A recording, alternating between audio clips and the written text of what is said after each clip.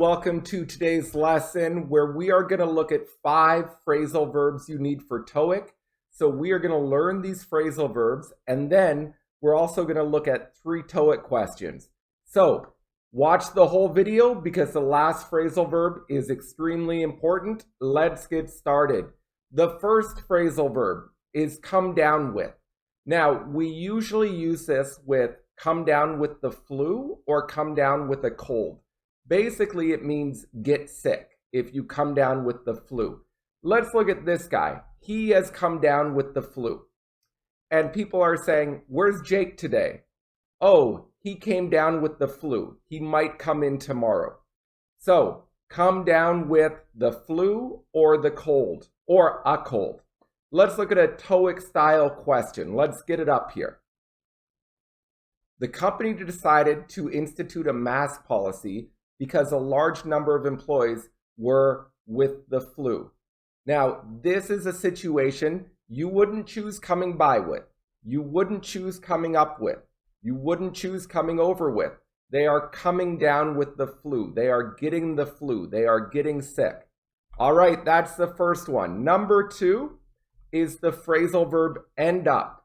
Now, end up is usually followed by verb ing or preposition statement or a prepositional phrase. If you end up doing something, you are reaching a conclusion or you have an ending or an action that was unexpected. It didn't match your plans. Let's look at an example. I thought the movie was going to suck, but it ended up being pretty good. So, it's a surprise. It was pretty good. I did not expect that. It ended up being pretty good. Let's look at another example. We were planning to go to an Italian restaurant, but we ended up getting Thai food instead. So, this is the result. It's a surprise, but that's what happened at the end. Now, remember, if you use end up, it is followed by verb ing. It is not followed by to verb. So, hopefully, with this lesson, you end up learning something. Isn't that sweet? All right. Let's look at number 3. This is to let someone down. Now, if you let someone down, or if you let a group down, you disappoint them. They believed in you, but you didn't meet or reach their expectations. For example, there's an important baseball game, and the best player just doesn't come. The best player decides to stay home and watch TV. So we tell that player, when you failed to show up for the game, you really let the team down. Or maybe you feel pressure from your parents to do a certain job or have a certain career. My parents want me to be an engineer, but I want to be a graphic artist. I don't know what to do. I don't want to let my parents down, but I also want a job that I will enjoy. So I don't want to disappoint my parents. All right, let's look at number 4, use up. Now, the phrasal verb you use up is to use all of something, so none is left. It is all gone. You have sunscreen. Your friend says, can I borrow the sunscreen? You're a nice person, so of course you say sure. Your friend puts on so much sunscreen that there is no sunscreen left in the bottle. It's empty.